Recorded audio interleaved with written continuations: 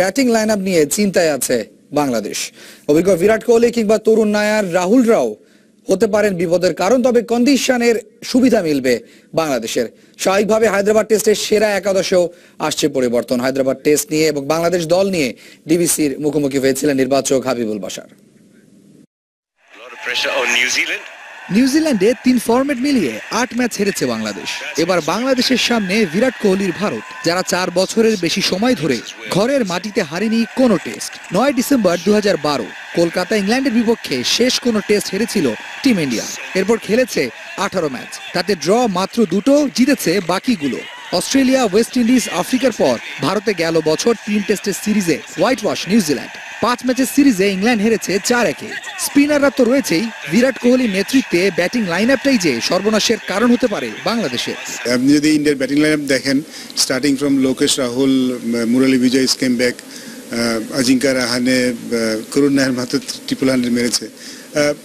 ইন্ডিয়ার এখন যদি ব্যাটিং লাইনআপ দেখেন, ডেফিনেটলি যতগুলো টেস্ট প্লেয়িং কান্ট্রি আছে তাদের মধ্যে বেস্ট ব্যাটিং লাইনআপ। তাদের সাথে খেলতে হচ্ছে আমাদের, ডেফিনেটলি আমাদের বোলারদের জন্য অনেক বড় একটা চ্যালেঞ্জ। বাট আমরা কিন্তু প্রস্তুত আর কি, আমরা জেনে শুনে যাচ্ছি এবং যথেষ্ট হোমওয়ার্ক করেই যাচ্ছি বাংলাদেশ।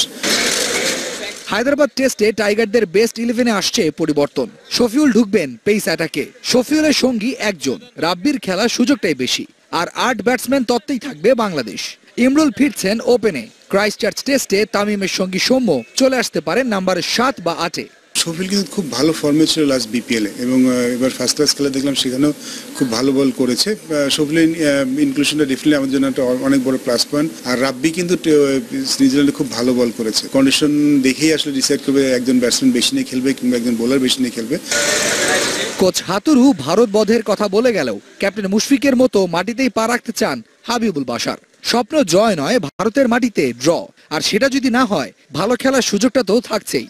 টেস্ট ম্যাচে কিন্তু একটা ড্র কিন্তু অনেক সময় জয়ের থেকে অনেক বেশি হয়। জয়টা হলে তো তার থেকে ভালো কিছু হয় না। একটা টেস্ট জয় কিন্তু একটা দলকে অনেক দূর এগিয়ে দেয়, যেটা আমাদের করেছে ইংল্যান্ডের সাথে টেস্ট ম্যাচ জেতাটা।